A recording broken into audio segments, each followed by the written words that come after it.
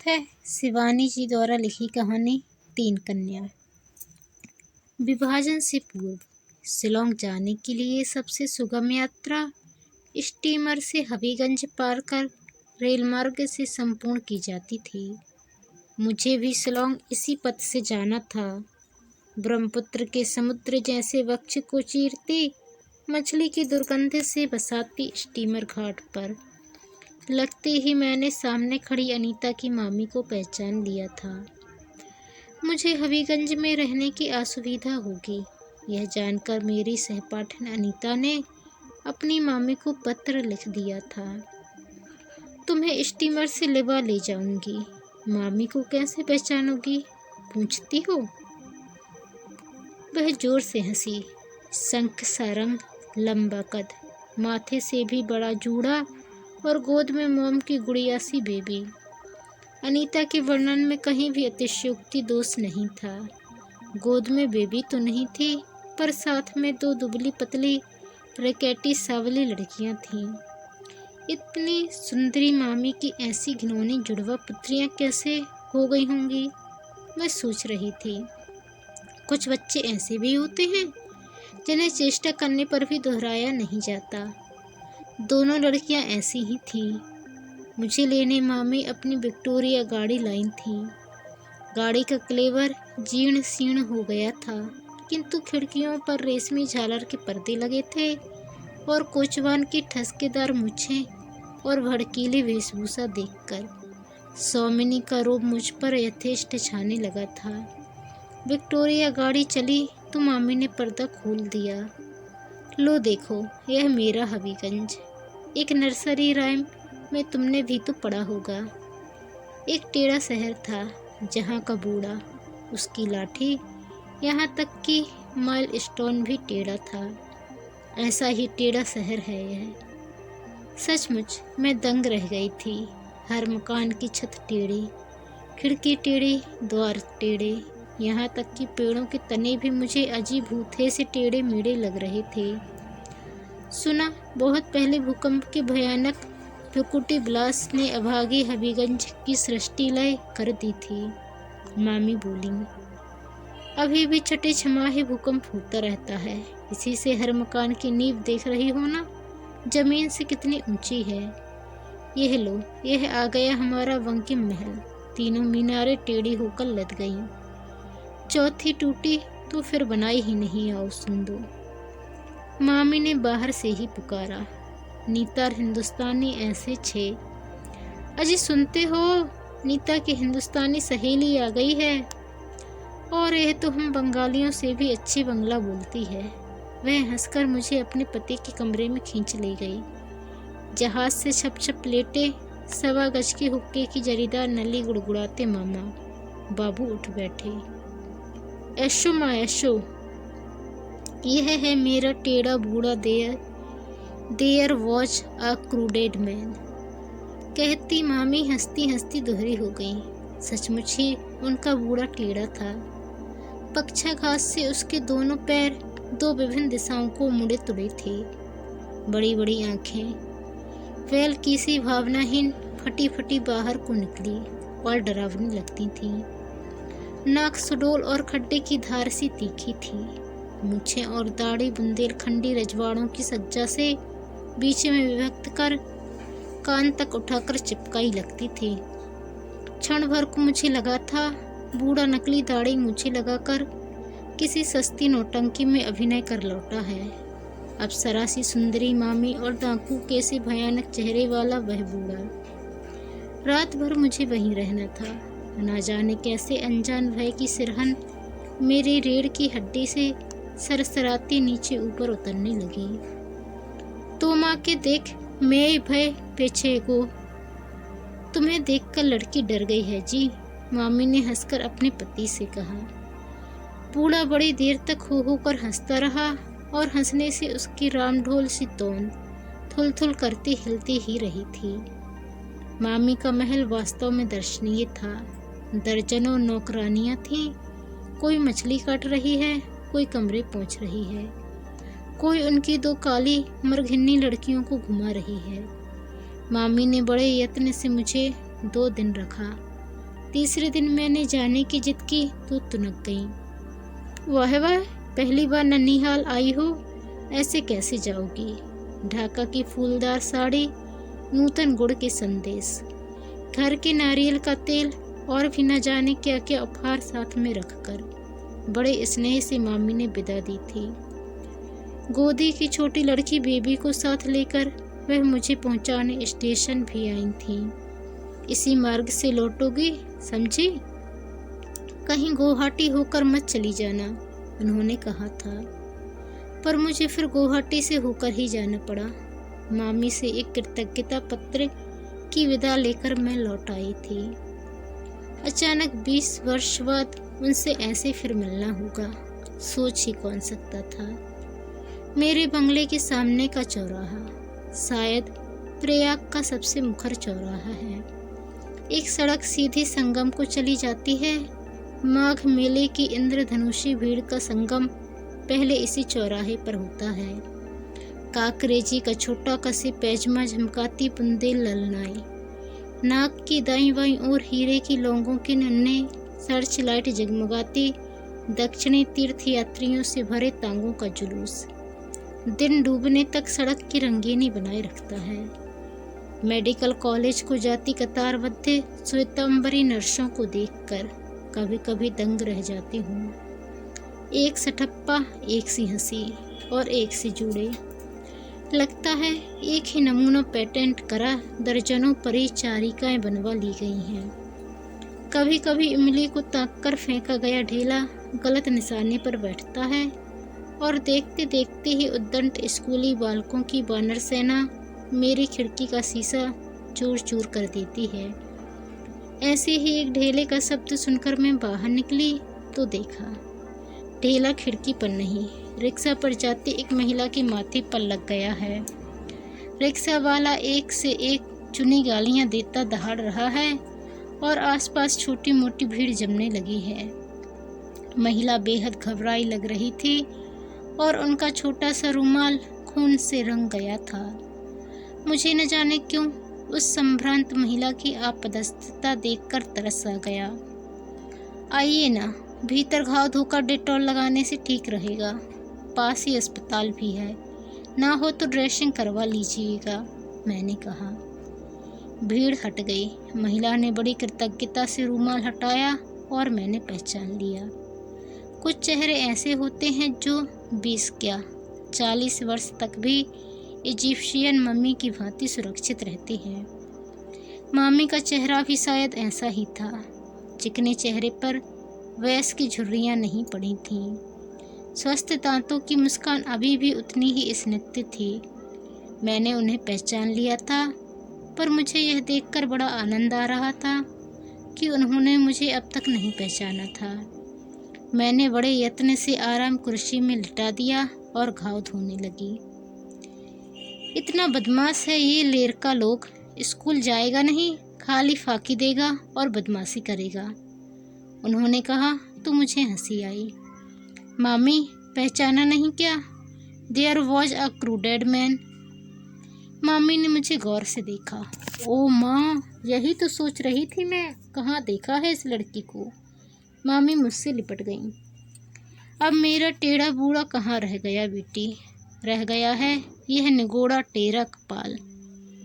आप यहाँ कब आई मामी, मैंने पूछा। फिर तो मामी ने मुझे कई समाचार दे दिए। अनीता एक सरदार से विवाह कर नाइजीरिया चली गई थी। मामा बाबू की मृत्यु के पश्चात अपने बंकिम महल और 7 सैकड़ों बीघा जमीन बेच-बाच मामी प्रयाग में बस गई थीं। लड़कियां यहीं पढ़ लिख कर बड़ी हुई। बंगाल में उनका गुजारा नहीं हो सकता। पूड़ी पराठा खाना सीख गई हैं। अब क्या बंगाल की झाल मछली और पालकर का घंट खा पाएंगे? सोचा, एक से एक अच्छे बंगाली परिवार यूपी में बिखरे पड़े हैं। कहीं न कहीं ठिकाने लगा दूंगी, पर कहाँ? अब तो तीनों पढ़ चुकी होंगी, मैंने पूछा। तुमसे क्या छिपाऊं? बड़ी सोना रीना 25वें में है। बेबी को इसी चैत में 22वां लगेगा। बेबी की चिंता नहीं है, उसकी तो सगाई हो गई है। तब बेबी की शादी चट से क्यों नहीं कर देती मम्मी? आहा, मैं आवार की बोलो, देखो लड़की क्या कहती है। सबसे छोटी की कर दूं तो दुनिया यही कहेगी कि खरा माल तो बिक गया, खोटा रह गया। हिंदू गृहस्थ के यहाँ जो रीति चली आई है वही तो रहे होगी। तुम कल अवश्य आना बेटी, तीनों बहनों को देखोगी तो पहचान ही नहीं पाओगी। अपने पार्क रोड के बंगले का पूरा नक्शा खींचकर मामी ने मुझे थमाया। दूसरे दिन सुबह ही मैं चल दी। इलाहाबाद की पार्क रोड मुझे किसी सुंदरी किशोरी विधवा सी लगती है। सुंदर ढे बंगले, उद्यानों में झूमते ऊदे नीले पुष्पगुच्छ, मेडिकल कॉलेज के नए चित्र से सजे चंडीगढ़ी सज्जा के बंगले, पर सब बेजान और मुर्दा। कभी घंटे टनटनाता एक आध फायर ब्रिगेड उस सड़क से निकल जाता है, तब लगता है उस निष्प्राण सड़क की निस्पंद नाड़ी फड़कने लगी है। पर फिर वही मनहूसी छा जाती है। उस दिन एक गंदा बुर्का ओढ़े एक मुस्लिम महिला सड़क से लगी जीर्ण मजार पर बेले का गजरा चढ़ा लोबान जला रही थी। उसी लोबान का मीठा धुआं पूरी सड़क पर फैल गया था। उस मीठी घुटन में मामी के बंगले का नंबर ढूंढ रही थी कि अपनी तीनों तन्वी कन्याओं के साथ मामी मुझे दिख गई। लोहे के भारी जंगलों पर बड़े बड़े अक्षरों में कुत्ते से सावधान रहने की चेतावनी टंगी थी।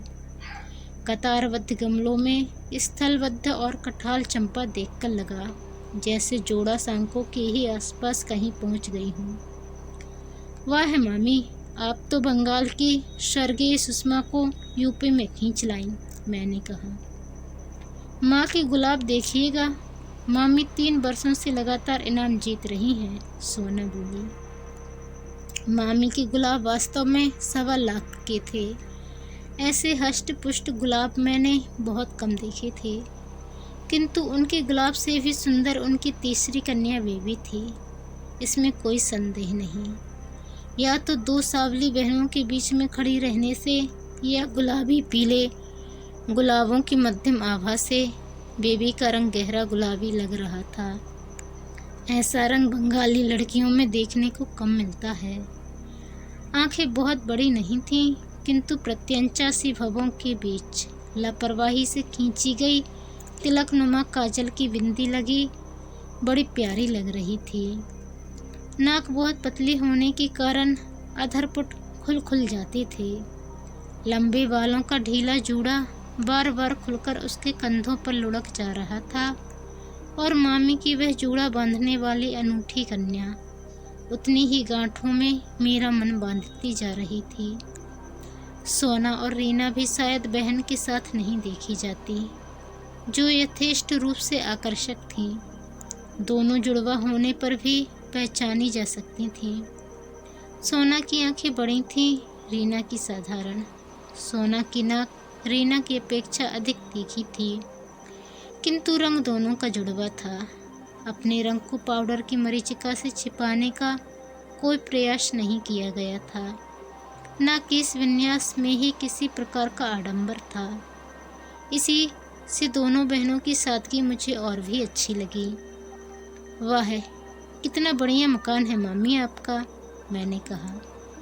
इलाहाबाद में तो मकानों की बड़ी तंगी है। और बोलो केनो माँ, मामी बोली। हमने इस मरे मकान के लिए क्या कम कष्ट उठाया है। वह तो मकान मालिक का लड़का हमारे प्रतुल के साथ पड़ा है। प्रतुल से हमारी बेबी की सगाई हुई है। बताया तो था शायद तुम्हें। बड़ा अच्छा लड़का है बेटी। 2 साल पहले IPS में आया था, आजकल सहारनपुर में SP है। कब है शादी? मैं प्रश्न पूछते ही खिसिया गई।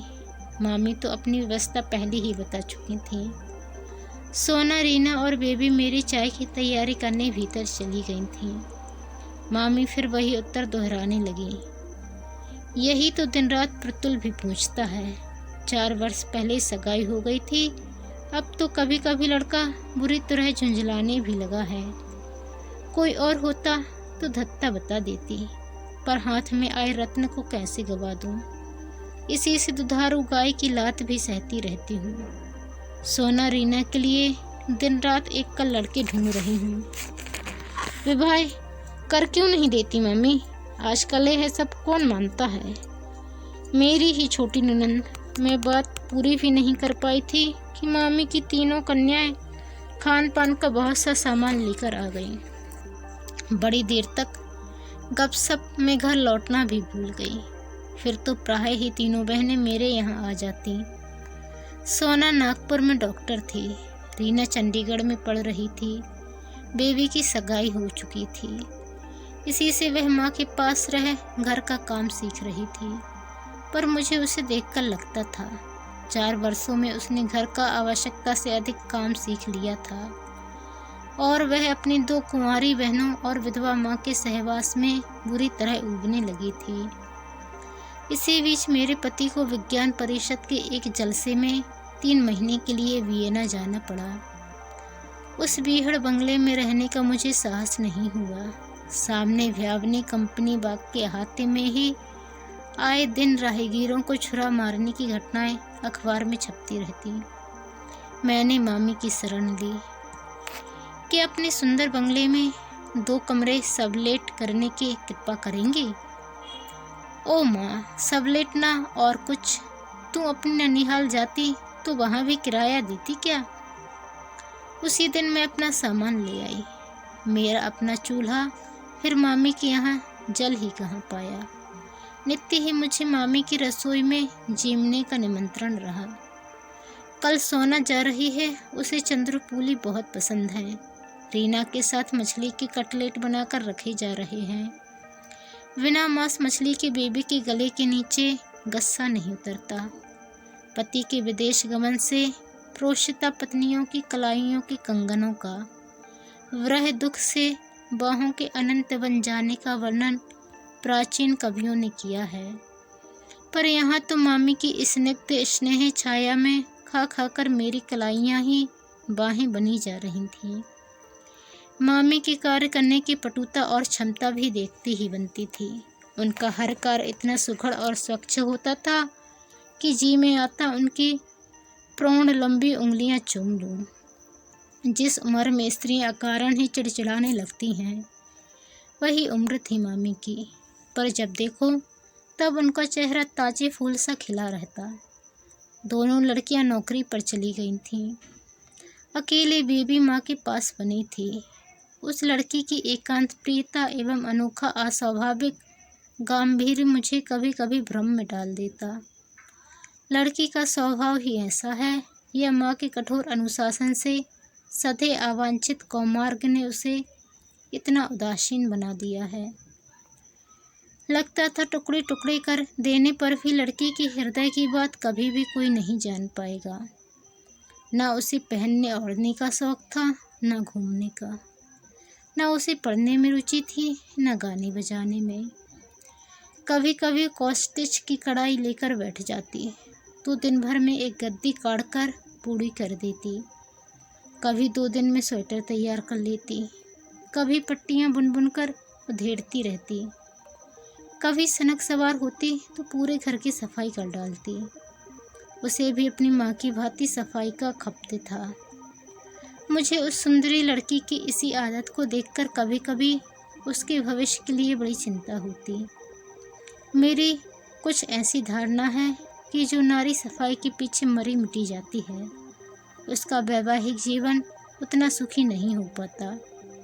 जिसका सारा समय यही सोचने में बीत जाता है कि उसकी पलंगों पर बिछे पलंग पोशों की समांतर रेखाओं का माप कितने इंच और कितने सेंटीमीटर की परिधि में बंधा रहना चाहिए। मेज पर सजी पुस्तकों की जल्दों का रंग कैसे मैच किया जाए कि सुंदर लगे, या बक्स में साड़ियों की तह कैसे पिरामिड के स्तूपाकार गड्ढों में सजाई जाए। उसके पास अपनी गृहस्थी की मुख्य समस्याओं के मनन के लिए कभी कभी बहुत कम समय रह जाता है। उस नारी का पति कभी तौलिए की लुंगी बांधे कमरों में इधर उधर नहीं घूम पाता। बिस्तर की सिलवट बिगाड़ने का दुस्साहस करने पर गृहस्थी में तूफान खड़ा हो जाता है। उस ग्रह के बच्चे सजे सवरे गुलदस्तों में बंधे कटे पुष्प गुच्छों की ही भांति सुंदर और निर्जीव लगते हैं। अपने ग्रह को आवश्यकता से अधिक सज्जा प्रदान करने में कभी कभी ऐसी कलात्मक रुचि कि नारी के हृदय का अंतरंग कक्ष बिना झाड़ा ही रह जाता है और उसमें प्रेतन की मकड़ी अपना ताना बाना बुन लेती है। सज्जा या ऑर्डर पुरुष का गुण है। इधर उधर चीज फेंकने, रुचि से कपड़े न पहनने, दाढ़ी बड़ा, बीमार मजनू की सूरत लिए इधर उधर घूमने वाला पुरुष जिस लापरवाही से अपने व्यक्तित्व की अवहेलना करता है, उसी लापरवाही से कभी अपने परिवार की भी अवहेलना कर सकता है। स्त्री की जितनी ही अस्त व्यस्त गृहस्थी होगी, उतना ही सुलझा उसका पारिवारिक जीवन रहेगा। इसी से मामी के कैक्टस की 128 किस्में, इटालियन ब्रोकेट से मड़ा सोफा और बगदाद कालीन देखकर मुझे लगता, जिस दिन मामी और उनकी 3 कन्याएं अपने इस बनावटी आडंबर की कैंचुली से बाहर निकलकर खड़ी होंगी, उसी दिन उन तीनों को एक साथ राजपुत्र से सुपात्र जुट जाएंगे। जिस ग्रह स्वामिनी की कालीन पर ही पैर रखने में भय होता था, उसकी पुत्रियों का हाथ कोई भला पकड़ेगा ही किस दुस्साहस से। एक दिन मैं बरामदे में बैठी अखबार देख रही थी कि मामी दौड़ती आई, आज प्रतुल आ रहा है, मार्ग में शायद एक रात यहाँ भी रुकेगा। तुम्हें अगर आपत्ति ना हो तो तुम्हारे ही कमरे को उसके लिए खाली कर दूं। एक उसी कमरे में अटैच बात है। मैंने स्वयं ही अपनी सूक्ष्म गृहस्थी बटोरकर मामी और बेबी के कमरे में डेरा डाल लिया और बड़ी उत्सुकता से प्रतुल की प्रतीक्षा में बैठ गई। मामी और बेबी ने स्टेशन चलने के लिए बड़ा आग्रह भी किया, पर मैं टाल गई। उस परिवार से मेरी कितनी ही अंतरंग घनिष्ठता क्यों न हो, उस भाभी जामाता से तो मेरा किसी प्रकार का परिचय नहीं था। बल्कि मैं यदि बेबी की माँ होती तो लड़की को अकेले ही स्टेशन भेज देती। जब माँ बेटी प्रतुल के साथ लौटी तो मैं छत पर खड़ी थी। पहले तो मुझे लगा वह प्रतुल नहीं, बंगला चलचित्र का लोकप्रिय नायक सौमित्र चटर्जी ही चला आ रहा है। उसे लेकर मामी ऊपर आई तो मैं ही उसके लिए चाय बना लाई। मैं देख रही थी लड़के की आंखें एक सेकंड के लिए भी बेबी को नहीं छोड़ रही थीं। यह तुम्हारा गुसल खाना है बेटा? मामी बड़े स्नेह से बोली। वैसे तुम तो कई बार पहले भी आ चुके हो। जी हाँ, पर जिस रूप में आना चाहता हूँ उस रूप में तो अभी कहाँ आ पाया हूँ। कह वह आनंदी युवक एक लाड़भीनी दृष्टि से अपनी वाग्दत्ता की ओर देखकर मुस्कुराया। मैं नहा धोकर आता हूँ बेबी, तुम तैयार हो जाओ। आप खाने के लिए कोई तैयारी मत कीजिएगा माँ, हम दोनों आज क्वालिटी में खाएंगे, ठीक है ना बेबी? उसने कुर्ते के बटन खोलते खोलते कहा और तौलिए पकड़कर उठ गया। हाँ, मैं तो तैयार ही हूँ। बेबी उस दिन जितनी सुंदर लग रही थी उतनी पहले कभी भी नहीं लगी। बेबी उठकर बाहर जाने लगी तो मैं उठ गई। अचानक आंधी की भांति मामी ने आकर उसका हाथ पकड़ा और फुसफुसाने लगी। बोका मैं, मूर्ख लड़की, इतनी देर से तुम अकेली उसके साथ क्वालिटी जाओगे? जरा भी अकल नहीं है? छोकरी को लोग देखेंगे तो क्या कहेंगे? बेबी का खिला चेहरा अचानक सूख कर लटक गया। हद करती है मामी। मैंने उस सरल लड़की का पक्ष लिया। कौन क्या कहेगा? सभी को पता है कि दोनों एंगेज्ड हैं। आजकल कौन ऐसा दामाद है जो विवाह से पहले ससुराल नहीं हुआ था? नहा धोकर गुनगुनाता प्रतुल बाहर आ गया। ए बेबी, एक गिलास पानी तो ले आओ, गला सूख गया है। उसके पानी से भीगे बालों की लटें छल्ले सी बनाती ललाट पर फैल गई थीं। स्पष्ट था कि वह माता पुत्री के तनाव से अनभिज्ञ था। वह आप तो अभी से बेचारी लड़की पर हुकूमत चलाने लगे। मैंने परिहास कर मामी को हंसाने की चेष्टा की, पर मामी नहीं हंसी। दोस्त क्या मेरा है? देखिए ना, 4 साल से लट पर मेरा रिजर्वेशन स्लिप लटकाए यह बेहया लड़की घूम रही है।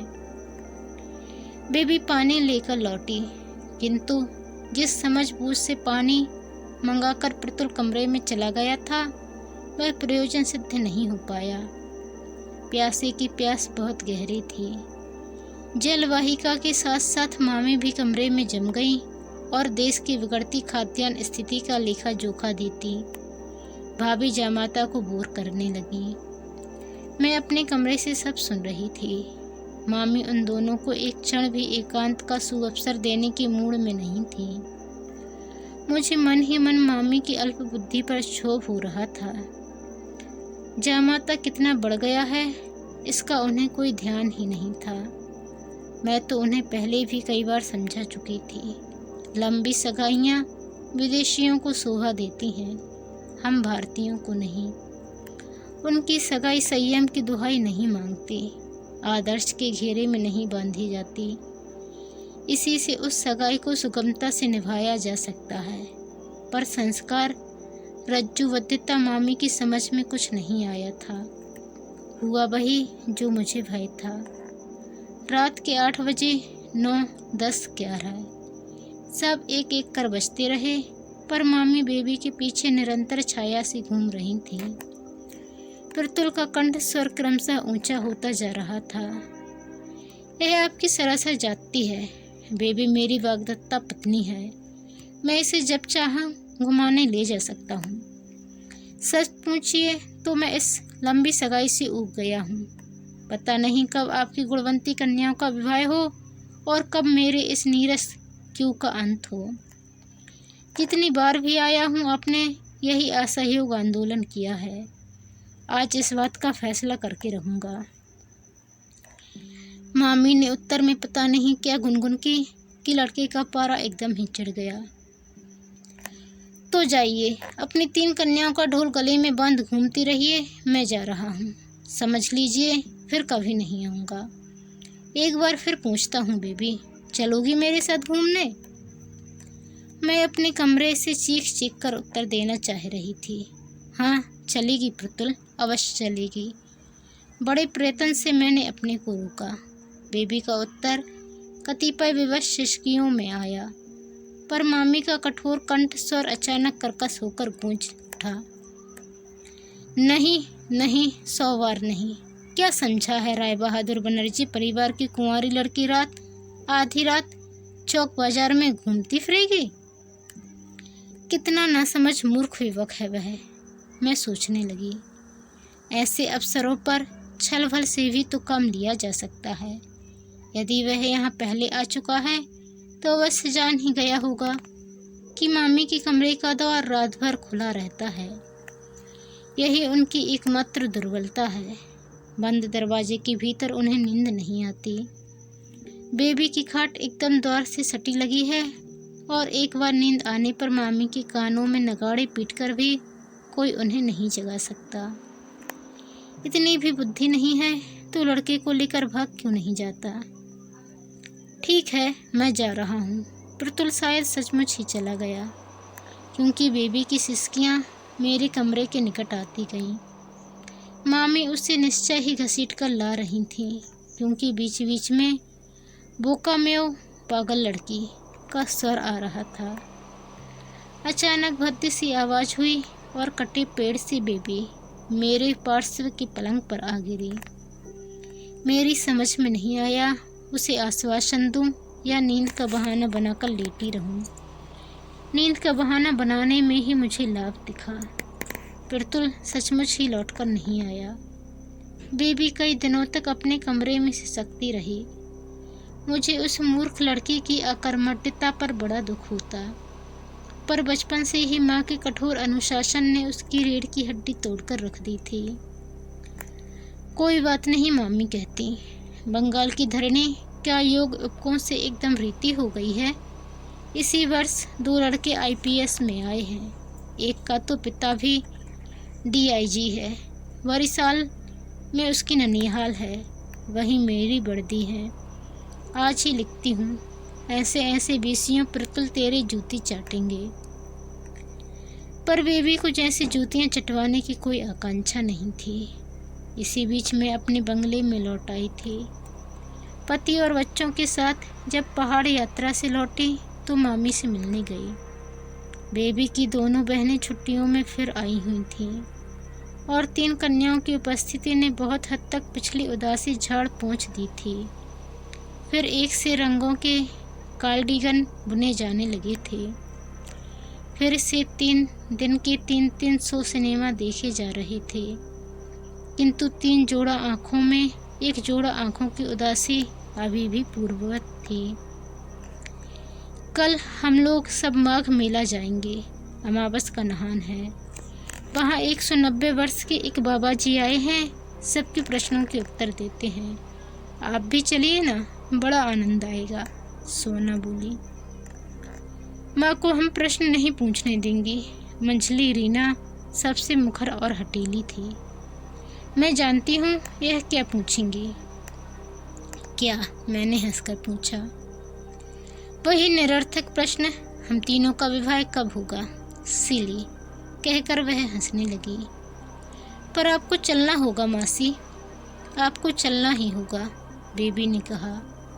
तो मैं उसकी करुण याचना, पूर्ण दृष्टि का निमंत्रण टाल नहीं सकी। कभी मैंने उसका पक्ष लिया था, शायद उस कृतज्ञता को भूल नहीं पाई थी बेचारी। मामी ने एक बड़ा सा बजरा किराए पर ले लिया था। अन्य यात्रियों से भरी नावों की अपेक्षा हमारा हल्का फुल्का बजरा सर्राटे से तैरा जा रहा था। 3 कन्याएं एक दूसरे से माथे सटाए, एक से रंगों के 3 कार्डिगन मशीन की तेजी से खटखटा बुनती जा रही थीं। अचानक गीत गाती ग्रामीण स्त्रियों से भरी एक नाव हमारे पास से गुजर गई। देख रीना, वह नीली साड़ी वाली ग्राम्या कितनी सुंदर लग रही है, सोना ने कहा। और देखूं दीदी, कहती दोनों बहनें आगे की ओर झुक गईं। नाव तिरछी हो गई। मैंने भी उत्सुकतावश नीली साड़ी वाली को देखने के लिए दृष्टि फेरी। मैंने जिसे देखा उसे शायद 3 कन्याएं नहीं देख पाईं। एक सरकारी पुलिस की नाव में 3-4 लाल पगड़ीधारी रौबदार थानेदार खड़े थे, जैसे लखनऊ के बने मिट्टी के खिलौने हों। स्वयं नाव खेता कंधे में कैमरा लटकाए, पार्श्व में अपनी अग्निवर्ण सुंदरी अश्मी पत्नी को लिए बिरतुल मुस्कुराता खड़ा था। मैं मामी से सुन चुकी थी कि उसने एक असमी बरुआ लड़की से विवाह कर लिया है। कहिए, कैसी हैं आप सब? खूब भेंट हुई। वह अपनी नाव को तेजी से खेता एकदम इतने निकट ले आया कि उस रौबदार सरकारी नाव की टक्कर खाकर हमारा जीर्ण शीर्ण बजरा डगमगा गया। लग रहा था उसने जानबूझकर ही ऐसा किया है, क्योंकि उसकी दुष्टतापूर्ण आंखें प्रतिशोध की चिंगारियां बरसा रही थीं। वह केवल बनियान और पैंट पहने नाव चला रहा था। नीली जर्सी गले से बंधी झूल रही थी। नंगी चौड़ी ताम्रवर्णी छाती दर्पण से चमक रही थी। मामी प्रस्तर प्रतिमा से चुपचाप बैठी थीं। सोना और रीना को जैसे सांप सूख गया था। दोनों के हाथ की बुनाई गोदी में गिर गई थी। अकेली बेबी मंत्रमुग्ध दृष्टि से अपने खोए उस रत्न को निहार रही थी, जिसे उसने अयत्न और अवज्ञा से गवा दिया था।